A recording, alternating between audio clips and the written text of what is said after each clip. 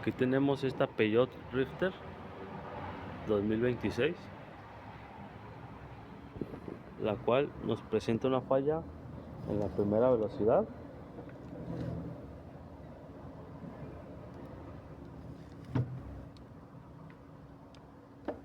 A la hora de aplicar el freno, el engrane sigue girando hasta que se acopla.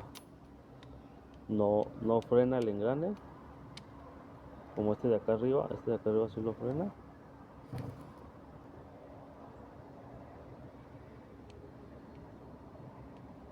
Ahí está frenado. Y el de acá abajo no frena. Por eso raspa al meter la primera, que no detiene el engrane, sigue girando y entra.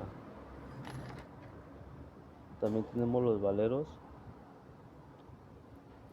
con ruido de la flecha de entrada, el cual ya se ven quemado.